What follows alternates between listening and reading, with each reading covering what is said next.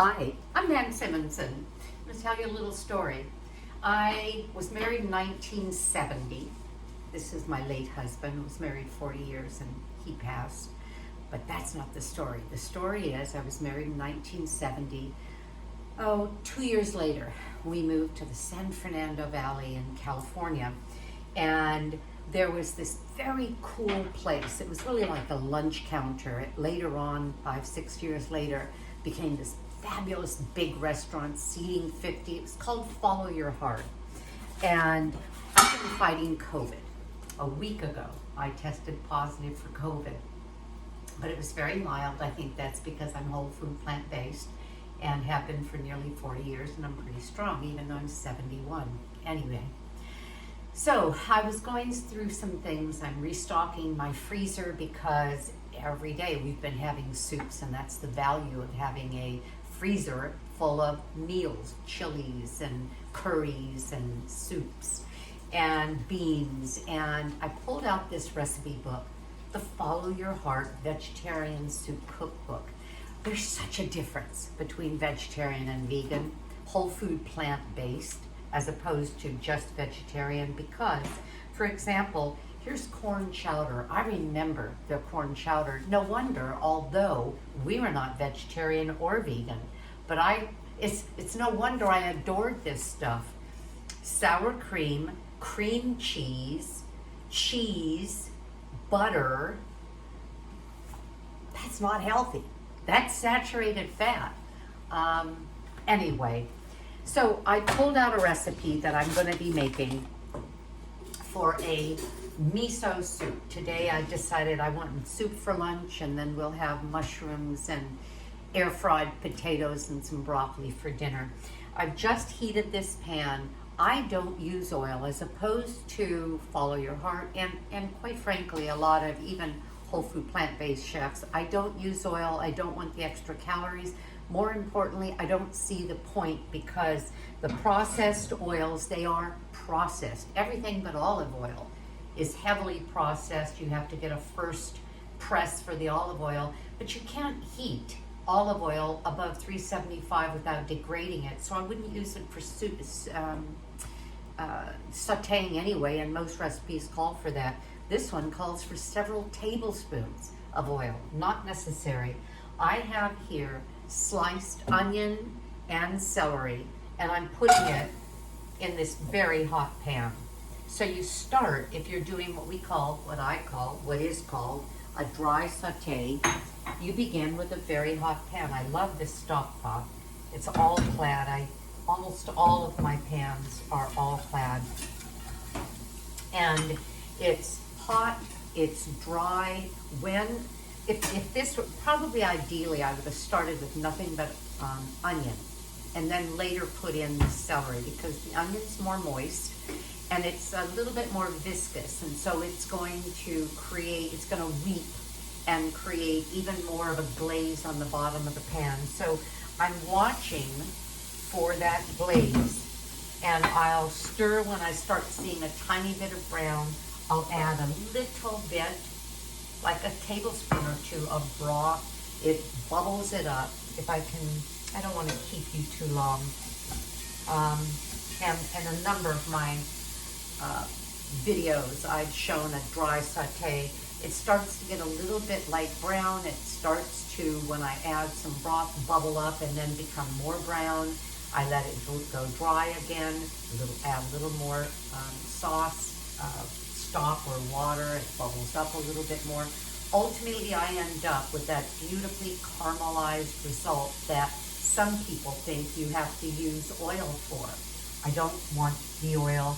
One of the reasons, and I should say this while I'm working on this, I should say that one of the other reasons I don't use processed oils is because they are very high omega-6s. All vegetable oils are primarily omega-6s. The monounsaturated, like olive oil, has a better balance of omega-3s and omega-6s. All of those are essential fatty acids, but they're supposed to be somewhat in balance in our bodies. And with the standard American diet, the amount of oil that is in everything you buy. You can't go to a restaurant. You can't get anything without oil being on the base of it. We're so heavily out of balance with our omega-6s. Instead of 1 to 1 or 1 to 3 omega-6 to 3, instead it's like 1 to 20, 1 to 30 of omega-6s. So yeah, I want to have a strong omega-3 that's antioxidant as opposed to omega-6 overage, which is highly inflammatory. I want that in my body, and the easiest way to do it is that way. I'm getting a little browning here. I'm going to add a little bit of my homemade broth. It'll burn away pretty fast, but I'm getting a little bit of the browning that I wanted, and I'm going to do this a little bit more until, now the recipe calls for 10 minutes. I'm not going to give it 10 minutes. I don't think I'll have to, but I'm going to let this get a little bit golden. Then I'll bring you back. Actually, I won't bring you back then. I'll let this get a little golden. I'll add the carrots. This is supposed to be about 10 minutes. Add the carrots, another 10 minutes until they're lightly browned. And all of this would have been in a bunch of oil. Instead, it's going to be with just nothing but broth. So it's going to be a very clean Japanese miso vegetable soup. I'll be back to you in just a little bit. I'll show you the carrots that are browned. Then I'll put in the rest of the ingredients, and I'll show you the end product before I have it for lunch today. Okay, I'm back. So what I have is a pot of nicely colored, in other words, caramelized onion, celery, and carrot. I'm now going to add the rest of the vegetables that is going to give me this just lovely soup. And they include Napa cabbage. This is about 3 cups of shredded Napa cabbage. When you buy Napa cabbage, it's a cabbage that, it almost looks like I was going to say a lotus leaf. That's not true. That's wide open. It's like, I don't know, like a cone shape, and very tight leaves and very crinkly. And it's a lovely cabbage. And then I'm going to add bok choy leaves.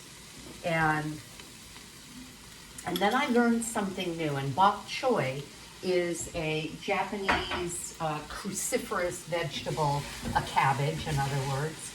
And I'm going to add to this 8 cups of water. You know what? Yeah, I'm going to do that. Okay. I was going to say, you know what? I'm going to show you one other thing. I learned something new. This was so cool. I've never heard this before. I've never heard of it before. The recipe called for grating a teaspoon of ginger and then squeezing it in your hand and using the juice in the soup. Well, I've never heard of that, and I thought, nah, ginger is not, it's a drier root and it's not juicy enough. But I went ahead and grated a piece, about like that, of fresh ginger. And you can buy ginger juice, but it's not the same. And you can buy ginger paste, and it's not the same. So I buy my roots organic and keep them in the refrigerator. And we're going to get this nice and hot, and I'll tell you what else we're going to add to this. Okay. I'm going to get a cover. Get it boiling while we're talking. And so I grated ginger, and I ended up with more than a teaspoon. It was probably about a tablespoon. And I gathered it all together. I used a very narrow, a very fine-toothed grater. And I picked it into my hand, and I squeezed it into a spoon, and I'll be darned. Juice, lots of, well, I won't say lots of it. About a tablespoon gave me, can you see that? If I turn it too much, I'm going to pour it right out. That's ginger juice. Really interesting. I'm not going to put all this in here because the recipe said grate a teaspoon. I grated about a tablespoon. But I have this if I decide that I want it to be any stronger. And there's like a little residual at the bottom of what settled of its fibers. Do I smell it yet? Nope. Okay. Now, so far, as you can see, this is nothing but vegetables and water. This gets interesting when once the cabbage is tender, and this cabbage is going to be tender within minutes, probably 5-8 minutes, I'll look and then I'll have a better idea at the very end. This is called Miso Paste. It's about $5, maybe $4 for this container. You get it in the refrigerator section. It is a fermented soy, so it's a very healthy soy-based product. And soy, we've been advised to have, if not daily, on a regular basis. Dr. Christy Funk, who I speak of a lot, she's an oncologist. She is the breast surgeon of the star. She takes care of some very important people, is so sold on soy to prevent not only breast cancer, but prostate cancer, and to help if somebody has had it, to prevent it from coming back. Says we should be eating soy at least 1 to 3 times a day, and miso is a good choice. So it's a paste. You can see I'll be buying it soon, but at this price, it's a deal because I've probably had this 3 or 4 months, used little bits of it. And for this recipe, I've used more than I have ever in a recipe, 1/4 of a cup, a little more than 1/4 of a cup. I'll be stirring this broth, well, water, cabbage broth, into that, pouring it together, putting it back in, and then I'll be serving it, and you'll see what I'm going to do with it. I also have tofu, a brick of tofu. You buy tofu in a little container. This one is a firm tofu. Some people think tofu tastes like nothing, and quite frankly, it doesn't. The point is, it takes the flavor of whatever you put it in. I'm going to use about 10 ounces of this. This is a 14-ounce brick, and I'll probably toast the rest of it in my air fryer, and I just love it because then I can put any kind of a marinade. I can put it in any kind of a spicy Asian kind of a dish. It adds a lot of protein. It's a complete protein, as well as fiber, as well as good nourishment. So I'll be adding these cubes. I simply took the brick out of its package. I have a tofu press. I pressed the extra water out of it. I could have just used one saucer on top of another and something heavy on top of that. I just use a water-filled tea kettle to push the water out. Now I have a press. And then I just cut it. If this were the tofu brick, and it was as thick as tofu is, about 1 inch, I cut it this way, and in the cubes, and that's how I got what you just saw. I can hear that this is about to boil. I don't want it to cook too much because cabbage can be so delightful when it's slightly crispy. I'll get back to you when it's finished. I'll show you how I'm going to stir the miso in it. I'll plate it, and then I'll be dining. Be back to you in a minute. Okay, I'm back. Well, this is it. I'm going to grab a hot mitt. While I was, sorry about the sound, while I was waiting for this to cook, I realized that I have some shiitake mushrooms, fresh shiitake mushrooms in the refrigerator. And so I sliced a couple of them. Love shiitake mushrooms. And I also spooned some of the hot broth into the cup, measuring cup. You need a cup that's going to take something hot and not crack. So kind of think about that. Porcelain bowl, or in this case, a glass measuring cup. I've just created a slurry out of the miso, and I'm putting the miso into the soup. I'm gonna leave a little, make sure I don't have more than I want. I'm going to take the fire down. Oops.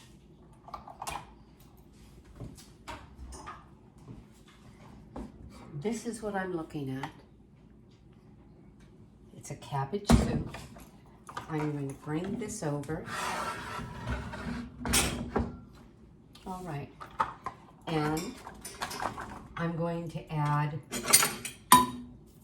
part of, and actually I'm going to do this with my hands because they don't necessarily separate that easily, and I want little cubes. I don't want big cubes. So they are absorbing that delicious miso flavor. Again, what is that? Fermented soy. And it has a salty, kind of a briny umami flavor. If you go to a Japanese restaurant, you'll almost always get miso soup. And Tim, would you do something for me? Yeah. On the cupboard at the very far right, against that right wall, I have those little packages of soy, what am I trying to think of? Seaweed. The little teeny packages all the way to the back. All the way to the back, Tim. The back of there, the little teeny packages. No, look in the corner. You'll see little teeny packages. There you go. No, hold on.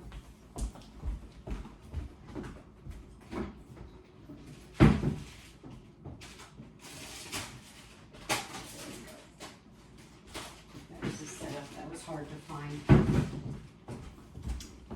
I am so sorry, but I wanted you to see this because you can do this when you're doing a Japanese soup. This is simply seaweed. What he was confused about is I have some big sheets of seaweed as well. I wanted the little ones because it'll be a little easier to break them.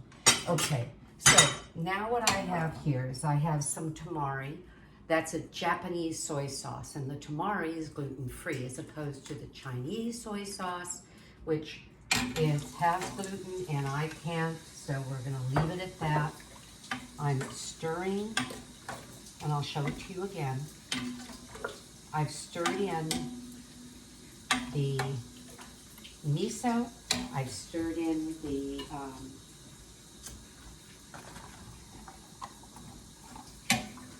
tofu. Let me show you what I have. Oh, I'm gonna put this here.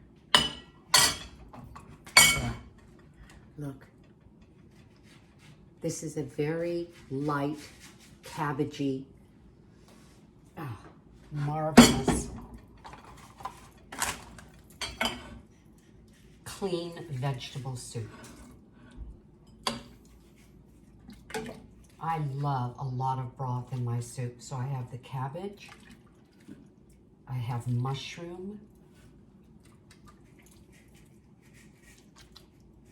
all right, and then I'm going to scatter on some sliced green onion, and then I'm going to flake some seaweed. As soon as the seaweed gets wet, it will break down, but it'll give it, again, a wonderful kind of a briny flavor. Okay, there we go. Let me find one more mushroom to show you. Where are you? Did they all sink? They sort of did. There. There. Isn't that lovely? Well, try the recipe, see what you think. Remember, every recipe attracts you based on what you like in a food, so you taste it, which I haven't done yet, and adjust seasonings, which I will do. Have a great day, because I know I will. Again, my name is Nan Simonson. I am whole food, plant-based, a health coach with a mission, and that mission is to help others age powerfully into, well, in my case, 70s, 80s, or 90s, and certainly into a life of very good health. That's the mission. Bye-bye.